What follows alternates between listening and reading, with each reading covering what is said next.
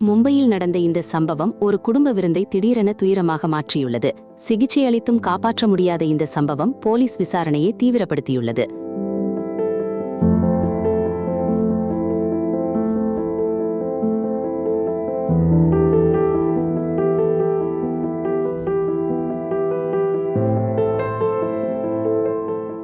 மும்பையின் பைதூனி பகுதியில் நடந்த இந்த சம்பவம் அதிர்ச்சியை ஏற்படுத்தியுள்ளது. ஒரே குடும்பத்தைச் சேர்ந்த 4 பேர் திடீரென உயிரிழந்தது மர்மத்தை கூட்டியுள்ளது.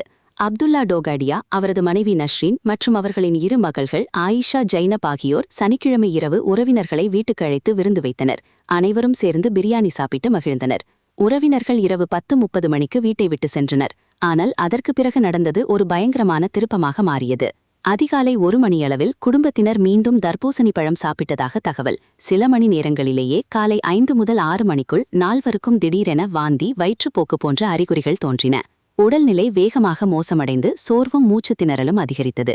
அதே கட்டடத்தில் வசிக்கும் ஒரு மருத்துவர் உடனடியாக உதவிக்கச் சென்றார். அவர் கூறுவதாவது, ஒருவர் துடிப்பு இழந்த நிலையில் இருந்ததாகவும் உடனடியாக CPR செய்தும் பலனளிக்கவில்லை என்றும் தெரிவித்துள்ளார். அவசரமாக அருகிலுள்ள மருத்துவமனைக்கு கொண்டு செல்லப்பட்ட அவர்கள் பின்னர் மேம்பட்ட சிகிச்சைக்காக JJ மருத்துவமனை மாற்றப்பட்டது.